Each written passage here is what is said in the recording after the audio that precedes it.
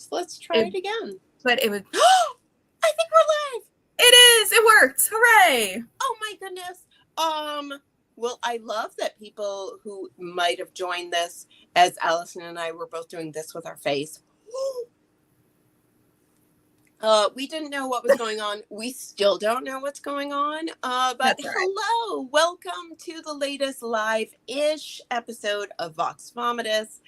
I am your host, Jennifer Ann Gordon. Joining me today, as always, is my Vox Vomitus vixen, the hostess with the mostest, the author of, I feel like there's too many books to now list, Dibs, Since September, Move On Melinda, Climb the Salmon Lander, and the Muppet one. I mean, yeah, that's it. It's not actually a Muppet book. Just the title is completely stolen from The Muppets Take Manhattan.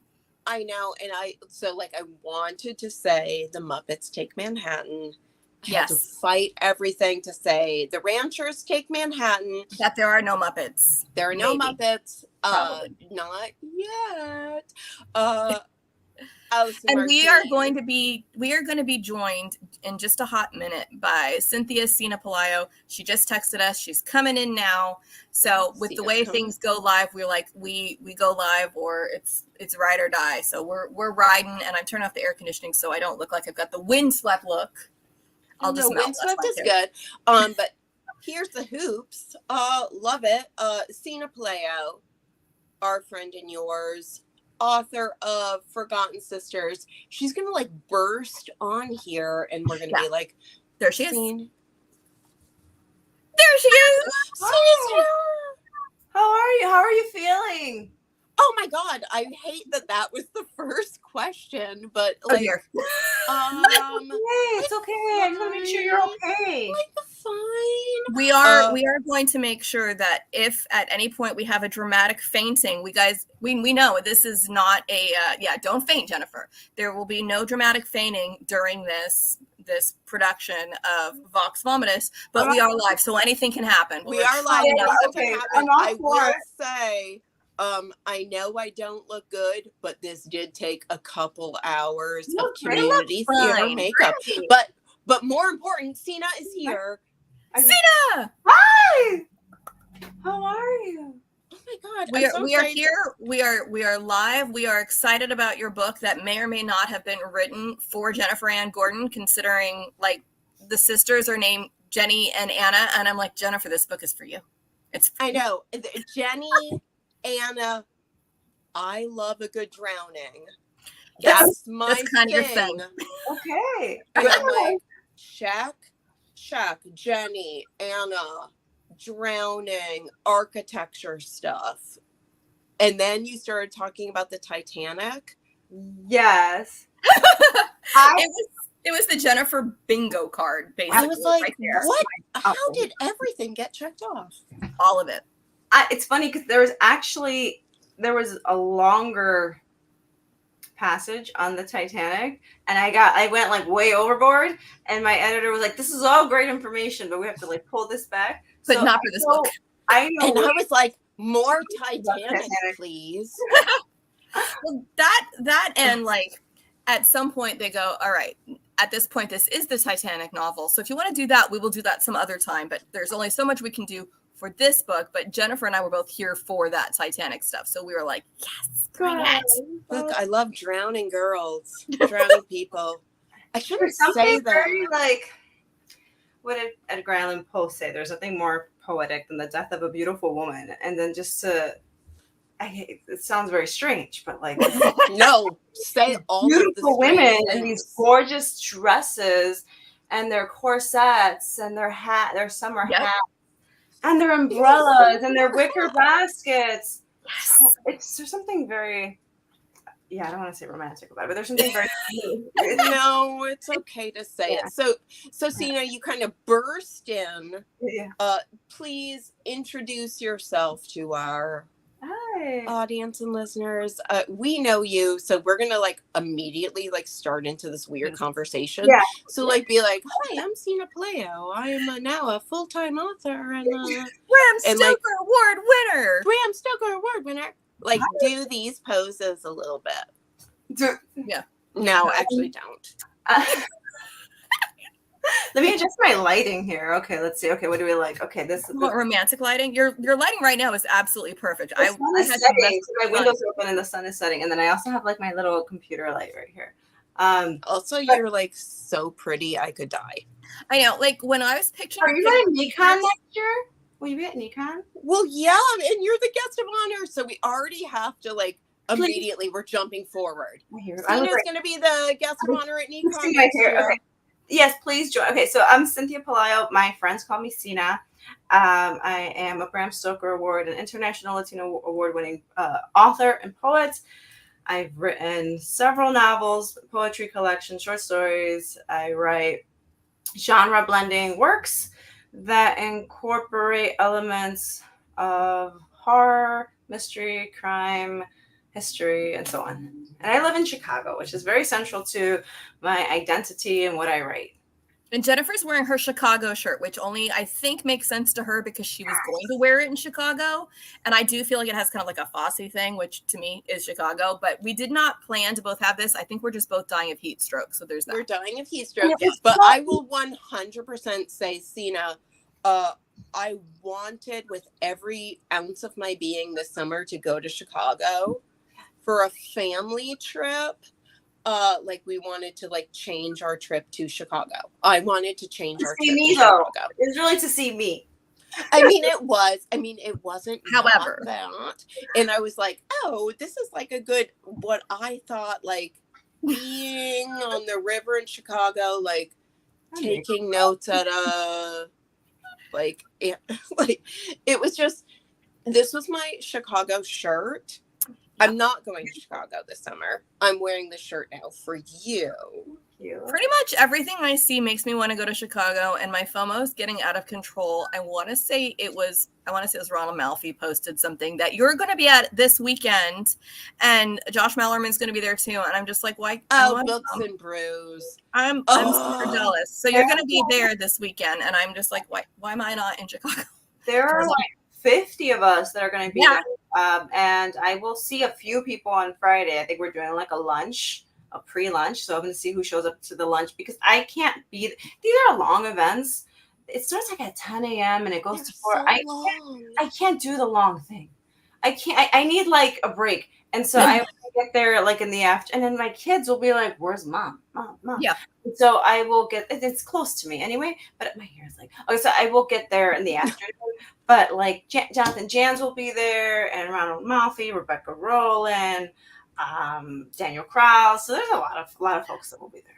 I saw all those names and just went, I want to go. And my kid's in Jesus Christ Superstar this weekend. I'm going nowhere, and then I'll be able to go away for a couple days. But she's playing Leper number 6. We're very proud of her. There are no children's roles in Jesus Christ Superstar, so just start with them. Like, so I keep saying she's Leper number 6, and I do not think she appreciates it. No, she's like, that leper has a name. Oh, that leper. Fred. It's Fred the leper. All right, yeah, that's where my brain goes. So, Sina, before we get too fudging crazy into like, look how good I just was. Can we talk? That boat sailed and sank. Let's talk. Can you do an elevator pitch for? Sure. It's probably not possible. Forgotten Sisters. Thank you. And then we can just like go back into the normal nonsense. So like talk about this because I loved it. How did you pitch this? This is actually a very good question. It was actually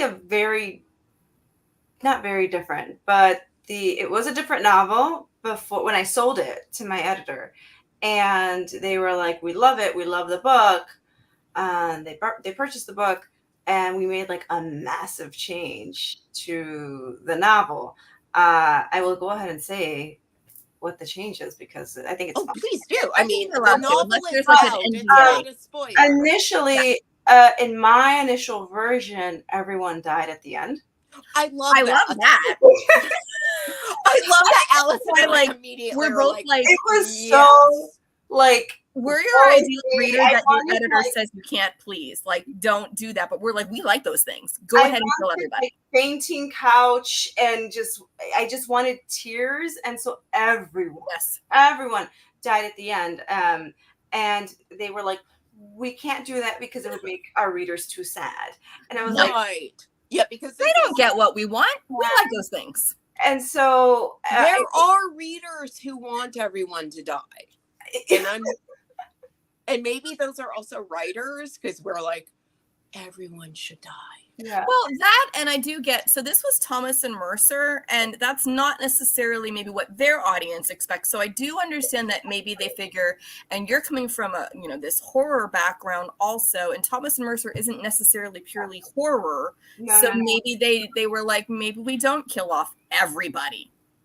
Correct. And so it's been wonderful working with them, because they are definitely working with me in a way to advance me into where I want to be. And so there was a lot of discussion in terms of like, every imprint has a different vibe regardless. Oh, totally. And so we're working with them and what their readers' expectations are. And so we are going for like more commercial, more upmarket, wider reach. And so I've learned so much, so much. And I am absolutely in love with my editor and the team there. So I love that. It's really great. I'm sorry to be like, we want dream editors too. And so, and so they know Allison and I are also on sub. So they know that I want a wider reach, and I want to not be specifically identified or captured within horror. I want to be more wide ranging. And so like my next novel that comes out is a thriller.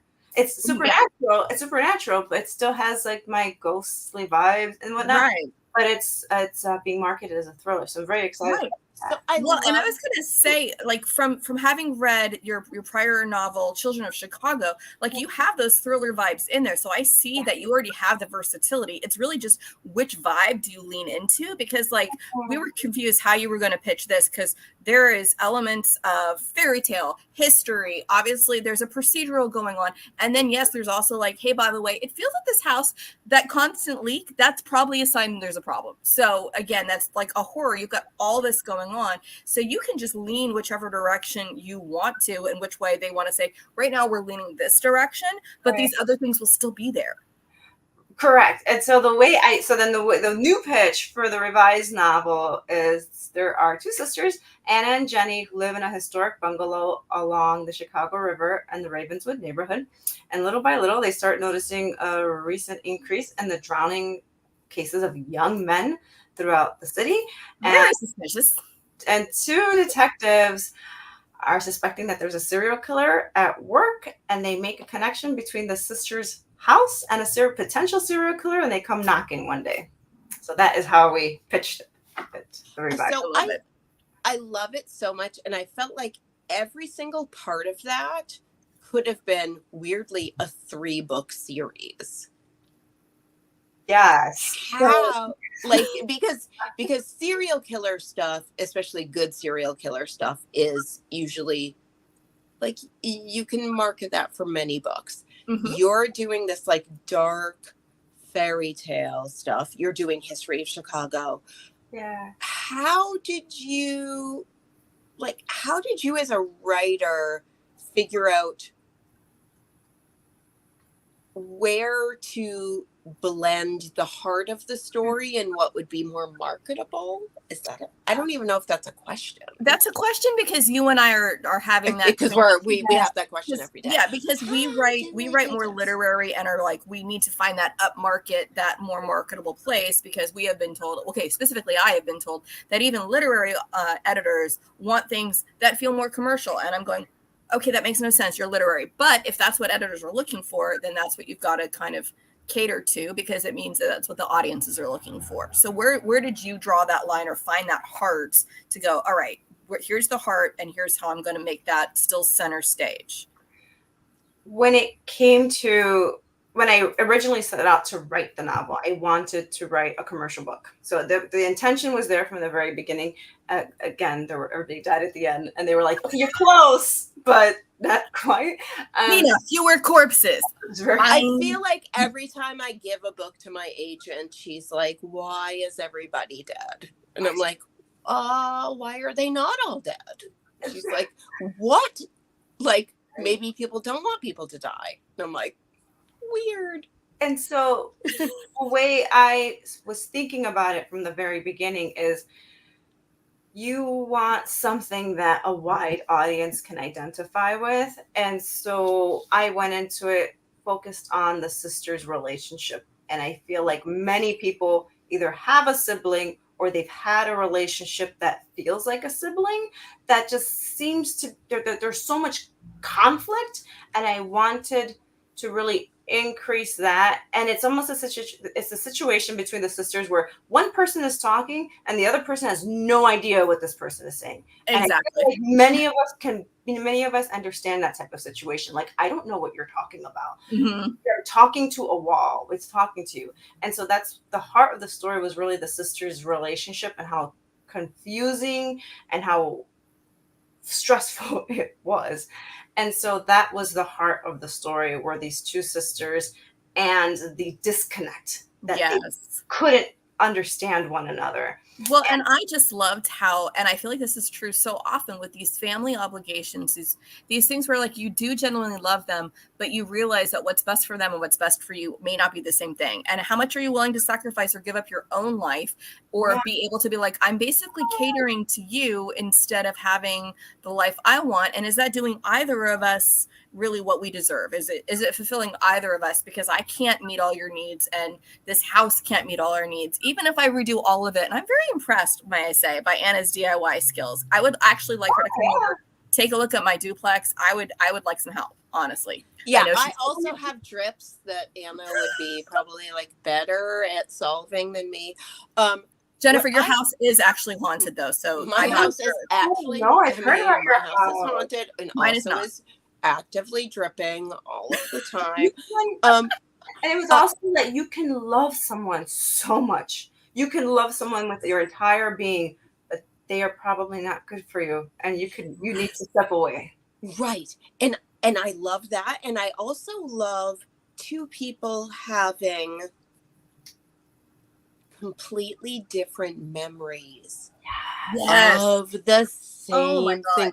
And then if you just step out from that, can a society have different memories of the same thing? And I feel like Forgotten Sisters has so much of that. Yes. So Sina, how did you, never mind. How did you, period, you came from a psychological background? Like, I just feel like that. Like you were, you know stuff about psychology, so you know about the brains. My doctorate is in that's your doctorate. Yeah. And I come to my undergrad's journalism, so that's why people get so much journalism and history in my books and drips. Yes. So I do, and I have a lot of degrees. So I have a undergrad in journalism, I have a master's of science, an MFA in writing, and then my PhD, which I'm completing, in psychology. And so I like to mess with people in my novels. Good. So we like being messed with, personally. I like to create this Alice in Wonderland effect, and not a lot of readers like this. They like things that are very surface and they can kind of skim through it and they understand what's going on. Not me. My novels, if you're not really plugged in, you're gonna get really frustrated because it seems like nothing makes sense until everything makes sense. Exactly. And I like doing that. And I like for people to tell me, I've had people like text me and they're like, is this what's really happening? And I'm like, no. I've only had only one person has guessed the story, like what happens at the end, and I liked what is what. Yeah, and I liked guessing through because I'm like, okay, I suspect this, and I was not correct, but I was like on kind of the right path. And then when some of the other stuff, I'm like, oh, that's what's happening. Oh, okay. So I love that because it did keep me guessing, but it always still felt authentic to the story. It wasn't like messing with people just to mess with them, although doing that is kind of fun. Yeah. And I enjoyed reading that, and in reading these conversations, like we were saying, where one person's like, dude, you were talking nonsense. Why can't you just talk normally? And then if you go back and look at it with the lens of, I understand what's actually happening here. It is like almost you cut a film reel and have two scenes happening and one person's carrying on one scene and the other person's like, I'm not in this scene with you. I can't respond because I don't know where we are in the script. Yeah, exactly. And so a lot of people don't like that, but I like that. Yeah, I love it. I grew up I mean, I know a lot of people don't like that because I have read my own book reviews and they hate that. They're no fun. But I love I love Agatha that. Christie, and I would love just like go tearing through her books and trying to figure out like what is she doing. And I felt like she was a master of like creating these like complex plots, and you're going into it, you have no idea what's going on, and at the end you're like, wow, she really like tied that all up together, and that's what I like doing. And then, but I feel like you also add like fairy tales. Yes. And like modern mythology into things. So then you're adding like another layer that I just feel like is so beautiful. And it also adds a depth of like imagination and language that we don't normally have in a mystery or a horror. Yeah, or a police procedural. Yeah, I love that. And I do feel like because you have the procedural stuff, which reads like a procedural, and then we get into the scenes with Jenny and Anna, and it's like this poetic lyrical language where you're like surfing and writing through it, and it's beautiful. And I love that because then we go back to like, and then these guys are like, oh, by the way, drowned bodies. So you have both. So I feel like it should appeal to both. So even if you're like, I don't really want that much of the lyrical stuff, it's not the entire book. You're going back and forth between, and it's like this sandwich where like, it's not a sandwich, shouldn't be all meat. Jen's vegan, so she won't eat it anyway. But it's not all peanut butter. You got the different layers. No meat for me. No meat for you. Tofu bacon for you. Right, and it's about creating a balance in the intensity, because if initially when I wrote it as the initial draft was just the two sisters talking, and it was like this long, like, I don't know, 140-page thing, and I'm like, yeah, I'd read that. Yeah, I would love that. So did you give that version to your agent? No, that was just my little version. My husband has that version, like this, them pontificating their love and desire for one another. But it's about a balance, and so there's a lot of intensity with. You'll get the descriptions of like what a drowned corpse or drowned body looks like. And then we'll go into some of the detectives that are a little bit more lighthearted.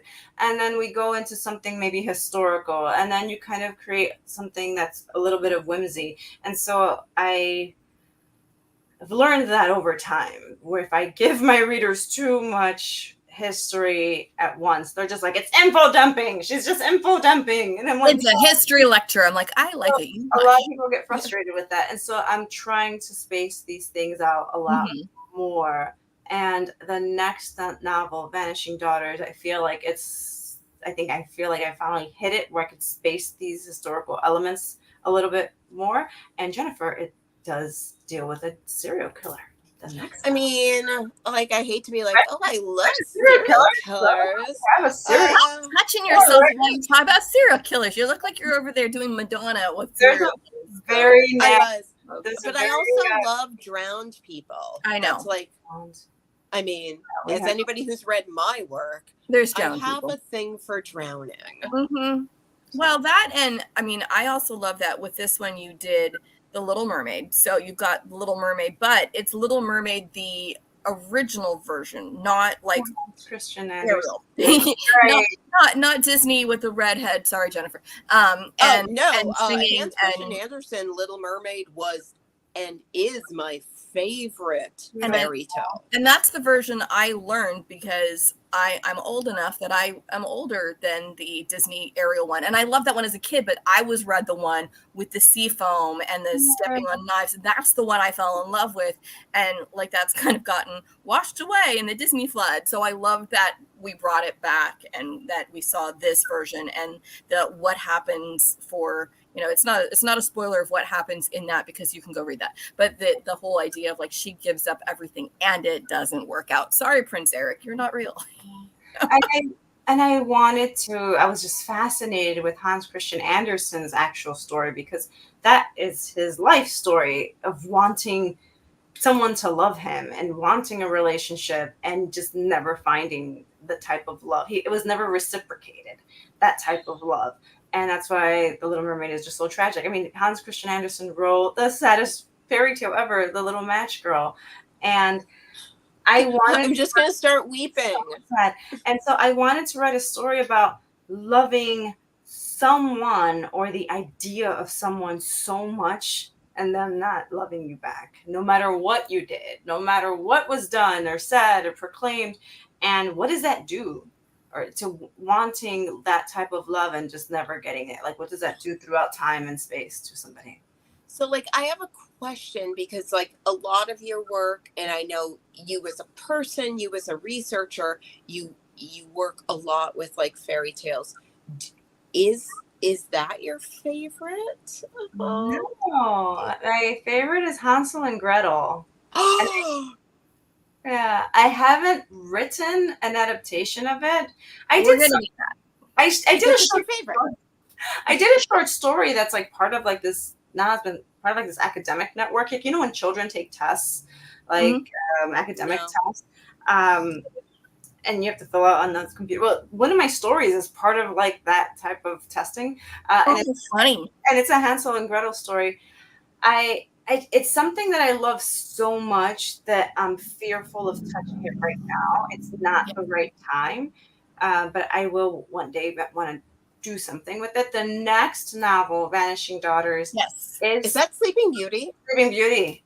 As I almost jammed my fist into my mouth on camera, Jennifer. Like, don't be in it. It's like all Sleeping Beauty. It is like, I love it. You're in a fairy tale and a fairy tale and a fairy tale. It is like so meta. No, I'm gonna go leave now. Yeah. When does that one come out? Is that because I've already heard you talking about it, but when is it out? March. Okay. So we have to wait a little bit, but not a full year.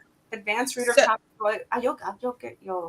I know. We'll get them. So this one's Forgotten Sisters. The next one is Vanishing Daughters. Vanishing Daughters. Yes. Are Vanishing Daughters plural or Vanishing Daughter? There are recurring characters. There's a couple of characters because you didn't kill everybody off. You can't. So it's the same universe. I love it. The Cineverse. The Cineverse. So there is the Cineverse. And so Haley Piper has caught on to this. I think she's the only one that's caught on to this. She's like, all of your books are connected. And I know, because I was just going to ask, I'm like, so we're not, this is not the same police force as Children of Chicago. Well, and it could be, but we don't know. They are. It is. Everything is connected. So I love it. She's like the one that's caught on. She's like, wait, you're writing, they're all in the same universe. I'm like, don't tell anybody. But too late. So they kind of are. Don't tell anybody. They've been tricked this whole time. It's easier for me to kind of, well, with like the fairy tales, for example, fairy tales for me are a point of comfort. And I feel like if I have a fairy tale to hold on to, I can write the story. Yeah. And if I don't, I start panicking. I'm like, well, what is it? What's the heart of this? What is the essence of it? And it's like, well, I have Little Mermaid. I know how to get to the end. I know that I need to feel this tragedy at the end. And so and you know commercially that not everybody can die. Yes. No, I know that. I know that now. Yeah. We're all having this. Well, but the thing is, though, if looking together, fairy tales teach us different lessons. So you also know that you're not going to be retreading the same themes over and over if you're picking a different fairy tale, because you're going from like, okay, the first Children of Chicago is Pied Piper, and now we're addressing Little Mermaid. Okay, next one's going to be Sleeping Beauty. These are all different stories, but they all make up like our own kind of fabric of our folklore that we expect. So you don't have to worry about like, oh, Cena just wrote another book and it's all the same, because they're not, because it's going to have a different feel because of that. Yes, that's brilliant. Thank you so much for saying that. But that's true. Like, I know, like exactly what you said. If I couldn't say it any better, that I know I felt like I captured the essence of the Pied Piper, and that's done, and it's gone, and it's out in the world. And Sleeping Beauty, I did something, and then Forgotten Sisters with Little Mermaid did something else. And so we will see what the next fairy tale is. And I love that earlier in this interview you said like, oh yeah, I'm really working on a thriller now, and that's like something you're physically working on now, like writing. Or is that Vanishing Daughters? That's Vanishing Daughters. Okay, that's Vanishing. Okay. So that's a thriller. The next one, I'm still. You were not allowed to know what that is, but it's not Hansel and Gretel. It's not Hansel and Gretel. Well, Can you that's tell us the most yet, or is exciting that thing still- I've ever heard. that it's not Hansel and Gretel? Yeah, because if Hansel and Gretel is seen as favorite, Right. then that's what I want us to be building to for a long time. Book 27. Yeah. Your tales. Oh, there. It's just such a sad. I mean, what a sad story. It's like your parents abandon you. Yep. And then the person that takes you in, you feel Is a monster. We'd like to eat there's you. an instance of feeling, wow, I'm relieved, and there's someone that's going to protect me, and nope, they're even worse. And the little brother and little sister are the ones that have to save one another, and I just love that, and I just think that's so perfect. It's like Wizard of Oz. It's like you had it in you the entire time, Dorothy. You had the power in you. So I love each other. Yeah, That's all they had. And lots of gingerbread and probably some cavities by the time they're done. Lots of cavities. I love fairy tales. I mean, that's. I've been reading a lot of fantasy. Well, it's funny. I haven't really been reading a lot of horror lately. I've been reading a lot of fantasy and a lot of literary. So, I think you and I got our TBR switched because I've been reading a lot of horror and I'm supposed to be reading more fantasy. yeah. I blame myself. You for do. a large part Yeah. of that, Allison. Yep. I'm That sorry. people ask for book recs, and I'm like, looking through my stack. What have I read recently that was not horror? Hold on, still looking. Yeah, so I feel like I like the boundaries that fantasy can play, and I like the description, and I like how vivid things can be, and so I really like when it's like subtle too. So I don't know. We'll see what the next novel is. I mean, it likely is a supernatural mystery, so we will see. Because thriller is very different. So like with the thriller, it's like you already know who the killer is. Yeah. You know who the killer is. You know that who's dead. You just gotta catch this this person. And the I know, in answer is thrillers, not you're like- everybody's dead. Like it's Not just got to be a thing where Right. it's like point A to point B. And there's like a ticking time clock, and you've got to Yep. get this person, or you got to stop this thing, or you And no flashbacks, for Right, God's right, sake. I'm So sorry, I'm just like that's your shouting agent notes talking I've to you. gotten. So that's Yeah, the difference not with the flashbacks. thriller. And then with Forgotten Sisters, it's like it was a mystery because you're just like, who is the killer? And you're like, Yes. I hope at the end everyone was like, really? That was the killer the entire time. So I hope that's what I had somebody ask me. They were like, was this particular character a vampire? I was like, no, they're not a vampire. Oh, Also, just the outfits, because I mean, I did like how there was discussion about how certain people dressed and how they came I across. mean, there were and even the cops going, corsets. this is different, and that's not how they were dressed before. There's something odd going on here, and Yeah. all of that. And Well, I am picturing. Go I ahead. never got a vampire vibe. I didn't either, I but I thought can it was see interesting. that. I was like, I didn't think that it was a vampire, but maybe But, it was Dressed like you. pale and she wore silk Oh.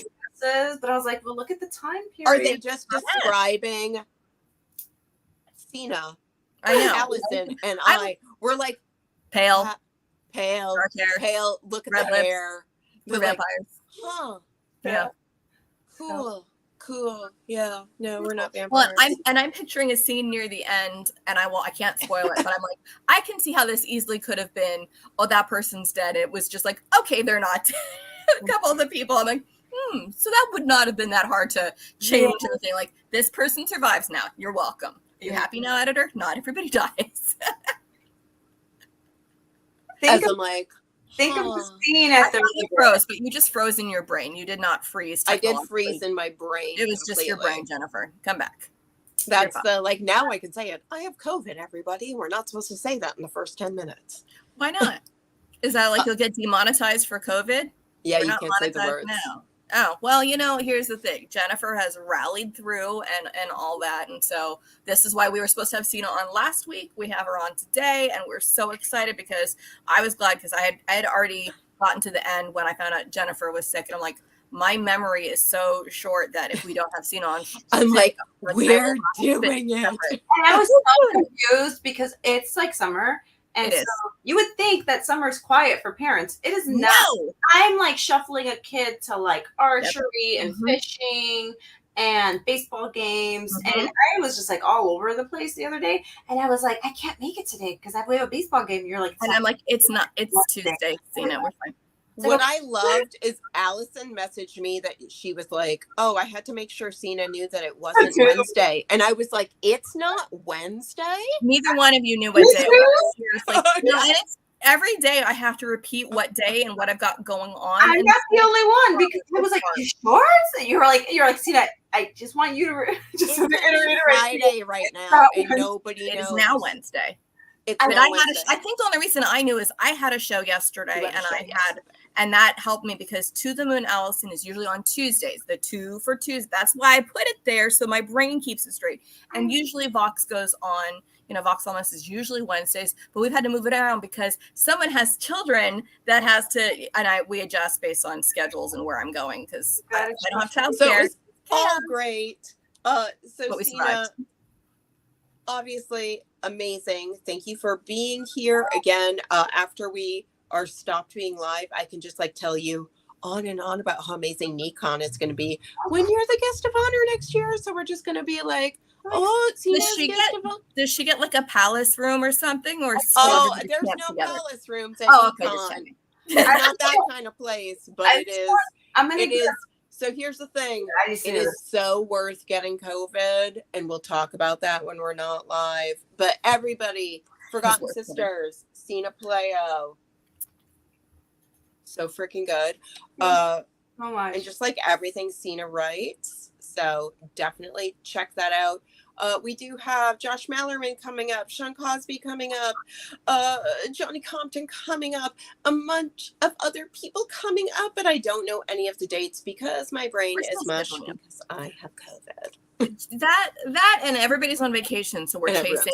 Wait till you're back. Wait till you're off your tour. We're gonna have May Cobb back once she's done being in every bookstore on the planet, and hopefully she won't get hot sauce in her eye again because that was not fun. Not for her anyway. For us, it was funny. So anyways, everybody, thank you for joining us live for Vox Vomitus, Forgotten Sisters, Cynthia Pelayo. Pre-order Vanishing Daughters when it's out, when it's available for pre-order. Oh, look, it made hearts. Oh my God. I didn't know it could do that. I didn't know that.